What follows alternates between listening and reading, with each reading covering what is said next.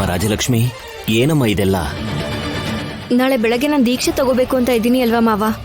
ಅದಕ್ಕೆ ಬೇಕಾಗಿರೋ ಮಡಿ ಸೀರೆ, ರುದ್ರಾಕ್ಷಿ, ವಿಭೂತಿ, ಅರ್ಶನ, ಕುಂಕುಮ, ದೀಪಾರಾಧನೆ ಮಾಡೋದಕ್ಕೆ ದೀಪ, ಎಣ್ಣೆ.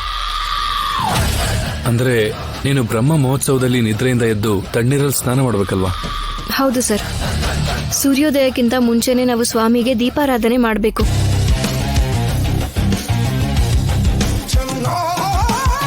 ಈ 3 ದಿನ ಚಪ್ಪಲಿ ಹಾಕೊಂಡು ನಡಿಬಾರ್ದು.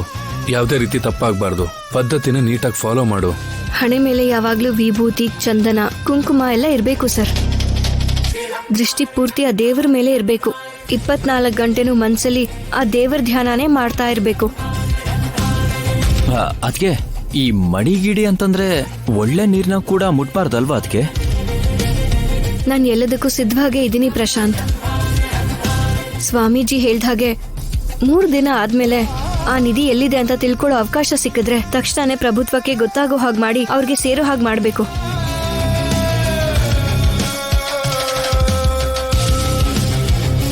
ಆ ವಾಸುದೇವ್ MLAಗೆ ಸರಿಯಾದ ಶಿಕ್ಷೆ ಸಿಗೋ ಹಾಗೆ ಮಾಡಬೇಕು.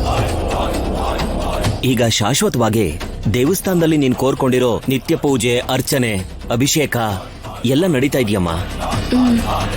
ಹೌದು ಮಾವ. ಅಯ್ಯೋ, ಇವಾಗ ಇದನ್ನೆಲ್ಲ ನಾನು ಮಾಡ್ಬೇಕಾ? ನನ್ನ ಹತ್ರ ಏನೂ ಇಲ್ವಲ್ಲ. ಇವ್ರು ತಗೋಬೇಕಾದ್ರೆ ನನ್ಗೂ ಹೇಳ್ಬೇಕಲ್ವಾ? ಆದ್ರೂ ನಾನು ಇವ್ರ ತರ ಪೂಜೆ ಮಾಡ್ತಿದ್ದೀನಿ ಅಂತ ಇವ್ರಿಗೆ ಹೇಗ್ ಗೊತ್ತು? ಅವಳಿಗೆ ಗೊತ್ತಿಲ್ದೇನೆ ಅವಳನ್ನ ಕಾಪಿ ಮಾಡಿ ನಾನು ಈ ಪೂಜೆನ ಪೂರ್ತಿ ಮಾಡ್ಬೇಕು. ಆದ್ರೆ ಇದೆಲ್ಲ ನಡೆಯುತ್ತಾ? ನನ್ ಕೈಲಾಗಲ್ಲ ಅಂದ್ರೆ ಆ ವಾಸದೆ ಒಪ್ಕೋತಿಲ್ಲ. ಮಾಡ್ಬೇಕು ಅಂದ್ರೆ ನನ್ನ ಹತ್ರ ಇರೋ ಶಕ್ತಿ ಭಕ್ತಿ ಸಾಕಾಗಲ್ಲ. ಹಿಂದೆನೂ ಹೋಗಕ್ಕಾಗಲ್ಲ, ಮುಂದೆನೂ ಹೋಗಕ್ಕಾಗಲ್ಲ. ಏನೋ ಒಂದ್ ಪ್ರಯತ್ನ ಮಾಡ್ತೀನಿ ಬಿಡು. ರಾಜಿ, ಒಂದ್ಸಲ ಯೋಚನೆ ಮಾಡು. ನೀನ್ ಈ ರೀತಿ ದೀಕ್ಷೆ ಮಾಡ್ತಿರೋದು ಅವರಿಗೆ ಒಂದ್ಸಲ ಹೇಳ್ಬಿಡೋದು ಒಳ್ಳೇದಲ್ವಾ? ಬೇಡ ಸರ್, ಖಂಡಿತ ಹೇಳೋದ್ ಬೇಡ. ಈ ವಿಷಯ ನಮಗ್ ಬಿಟ್ರೆ ಬೇರೆ ಯಾರಿಗೂ ಗೊತ್ತಾಗ್ಬಾರ್ದು. ನನಗ್ ಗೊತ್ತಾಗೋಯ್ತಲ್ಲ. ಗೊತ್ತಾದ್ರೆ ಆ MLA ಮನುಷ್ಯರನ್ನ ಬಳಸ್ಕೊಂಡು ನಮ್ ದೀಕ್ಷೆನ ಹಾಳು ಮಾಡ್ಬೋದು. ನಮ್ಗೆ ಅಡ್ಡ ಬಂದು ಬೇರೆ ರೀತಿನಲ್ಲಿ ತೊಂದರೆ ಕೊಡ್ಬೋದು. ದೇವ್ರ ದಯೆಯಿಂದ ಹೇಗಾದ್ರೂ ಸರಿ ನಾನು ಈ ದೀಕ್ಷೆನ ಪೂರ್ತಿ ಮಾಡಿದ್ರೆ ಅದಾದ್ಮೇಲೆ ಯಾರು ಏನು ಮಾಡಕ್ಕಾಗಲ್ಲ.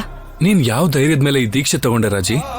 ಸರ್, ಗಂಡ ಹೆಂಡತಿ ಜೊತೆನಲ್ಲೇ ಇದ್ರೆ ಅವಳು ಪ್ರಪಂಚನೇ ಗೆಲ್ಬೋದು ಅಂತ ಹೇಳ್ತಾರೆ.